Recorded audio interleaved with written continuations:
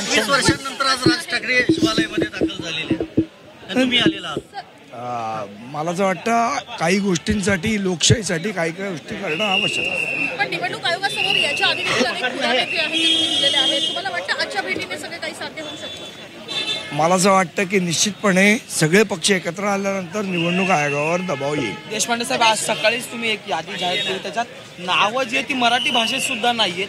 त्या सगळे मुद्दे उपस्थित आम्ही सगळे हेच मुद्द्यांसाठी निवडणूक आयोगाला भेटायला जाणार आहोत. सगळे सन्माननीय नेते आता भेटतील त्यांना आणि निश्चितपणे त्यातनं मार्ग निघेल. एकीकडे महाराष्ट्रात मुंबई लेवलच्या सगळ्या याद्या तुम्ही समोर आणतात, दुसरीकडे राहुल गांधी विधानसभेच्या निवडणुकीच्या याद्या समोर आणतात. एवढं साम्य आहे तरी पण का नेमकं सत्ताधारी पक्ष तुमच्यासोबत येत नाही या सगळ्या गोष्टी? नाही, मला असं वाटतं निवडणुका पारदर्शीपणे झाल्या पाहिजेत. ही लोकशाहीमधल्या सगळ्या घटकांची जबाबदारी आहे. त्याच्यामध्ये सत्ताधारी पक्ष पण आला. याच मुद्द्याला धरून खरं तर सत्ताधारी जे आहे ते सध्या तुमच्या सोबत नाही आहेत. पण भुजबळांनी मात्र निवडणूक आयोगाची भेट घेतली आत्ताच. काय सांगाल? कारण एकटे जाऊन भेटले ते. नाही, मला असं वाटतं त्यांनी शिष्टमंडळ यायला हरकत नव्हती. आम्ही सगळ्यांना पत्र दिलेलं. मुख्यमंत्री उपमुख्यमंत्र्यांनी यायला पाहिजे होतं.